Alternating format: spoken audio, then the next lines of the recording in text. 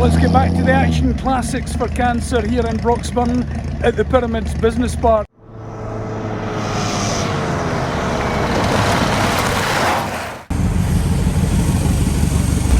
There's certainly a bit of heritage for you. The official pace car, Indianapolis 500. And let's take a trip down memory lane with a 1956 Cadillac. That's Gladys. This is a lineup and a half. Yep.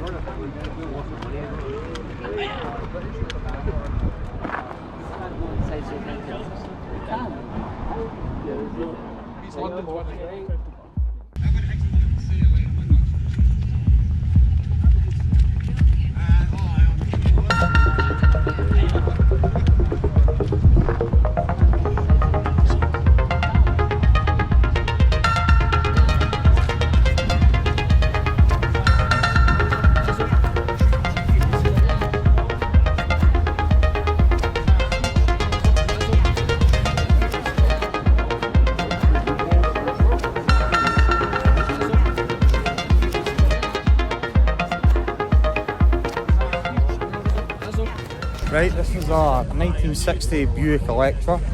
Marilyn is her name. So it's all designed off what's called like a B-52 bomber plane.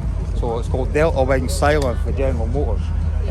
So the front of this car here, the headlights, that's actually meant to resemble like the two barrels, like the bombs that were underneath the wings of the plane.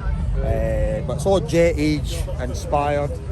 Everything on the inside's all like aircraft inspired switches. We've got, not you can really see it because the sun's getting covered, but we've got a metal flake Honda white, believe it or not, and a Land Rover gold, which I've never seen on a Land Rover before. On the front here, we've got pinstriping done by a tattoo artist by Von Leadfoot for down south. Under the hood is a 445 Wildcat. In America, normally the number is the size of the engine, but the Buick had the torquiest engines out of General Motors. So the 445 is actually the torque figure, made about 325 horsepower. These engines were all before the sort of emissions choke that they had in America back in the sort of late 60s, 70s. So it's a full powered version. Basically, this is Buick's big block. I've got underneath here, that you go, maybe hard to see, it's a Carter AFB Competition Series carburetor, just down the bottom there. So that's like a racing carburetor for the 60s. So you probably should have got double digits out of this, but because of the carb and it's running a bit rich, we're about 9 miles to the gallon average. The way we work out is about £1 a mile, so we'll go into Google Maps and we'll see where the next car show is, and then we'll go, oh well, it's 40 miles, it's 40 quid back, and that's how we sort of judge it. So it's all, oops, I'll show you this actually, it's all on air ride. So these tubs that didn't have it originally on the car, they were all shallower, but they've been sort of maxed out to let the car go all the way down to the deck.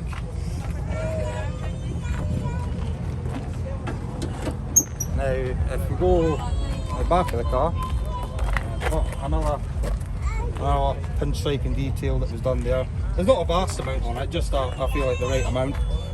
Got Detroit steel wheels.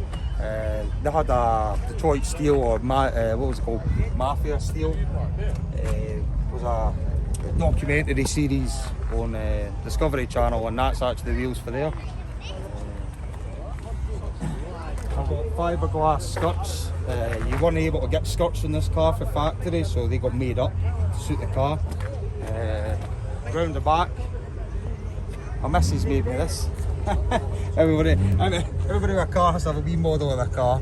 She made that out of nail products, again for fashion and nails, so well chuffed with that. She done well with that. On the back, we've got more pinstriping on the back. I'm just amazed how symmetrical it all is, especially done all freehand. Electra 225, so the 225 actually stands for 225 inches. That's how long it was. Even they knew this was a long car. The only other car that sort of shared the platform with this was the Cadillac. So it was the largest car that Buick offered at the time. Open the boot. I've got an air tank there. I believe that's off the back of a forklift. So it's a 20 litre tank, so it allows the car to go up and down quite a few times. Whereas a lot of air ride systems are just sort of up once or down twice or whatever. But I got the Ford sound setup with the punch speakers. It's been sort of like the dyno test sound systems in the same way that they do like sort of like entrants and the rest of it. So they give you a figure on a spreadsheet. So it makes me 2,500 watts. So pretty loud.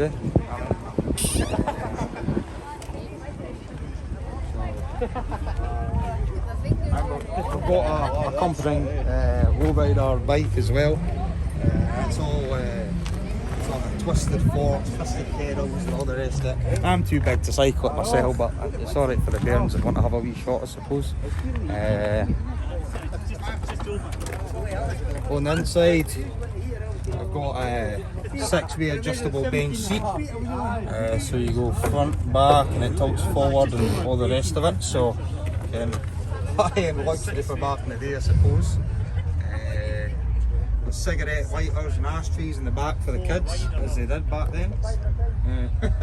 We've got some white fluffy rugs for Dunelm and a couple of cushions for IKEA just to make it feel more like a house. On the inside here, so a couple of things to make note of. That clock there is actually a chargeable alarm clock, and what people do is you drive to a motel, take the clock out, set your alarm for the next day, and then bring it back in. So that's pretty nifty. I thought that was quite cool. That there, they've all got different names for them at General Motors, but that was called the Guido-Matic with Buick. Detects oncoming headlights and dipstick beams for you automatically. But nowadays, with all the reflective road signs and cat's eyes, they just constantly turn your lights on and off, so they kind of made it a wee bit redundant. Again here, this isn't actually the speedometer. The speedometer's laid flat, and what it is that's a mirror. They called it the magic mirror, but what it was is you could adjust it for different heights of different drivers. On here, that dial there is like an early sort of like cruise control, if you like, whatever, like speed warning system. And what it does is that you set it at a certain miles per hour. When you drive to that miles per hour, there's a loud buzzer that goes off in the interior. And when I first picked up this car, I drove it at 60 and it started going and it started buzzing. I was like, yeah, there's something wrong with this car when you try to put the fit down. But I spoke to the boy, he says, no, you need to adjust that. That's letting you ken that you're going too fast. I was like, oh, alright. My missus bought us this. It's no, I've got any tissues in it now, but it's a tissue box holder in case anybody needs to blow their nose. This is all the switch gear for the air ride. That's front, that's back, that's left and right. I think it's all just really interesting how it's all aircraft inspired. All the switches are like in straight with a plane. The shifter here is meant to resemble like a gun sight sort of thing. I've got white gold pinstriped up there on the dash, maybe a wee bit hard to see. We've got the sound system hidden away in the glove box, but it's a wee bit of stretch over for myself, and somebody says you can actually go away and start putting them in the tissue box holders. So I think we'll do that at some point. What I'll do is I'll turn it on the now. Pump on. Cancel the mobiliser. And I'll put the car up and down a few times, alright?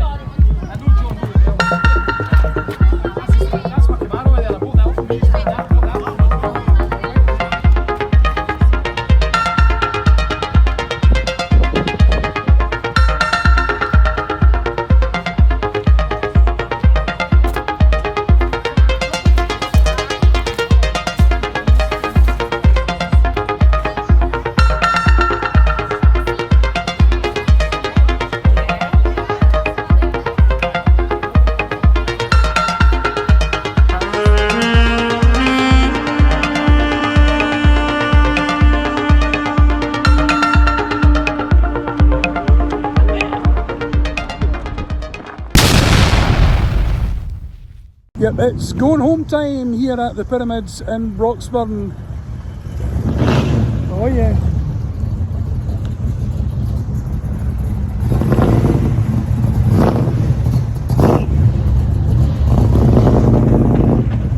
Oh, did you hear that muscle, eh? Oh, nice. Nice.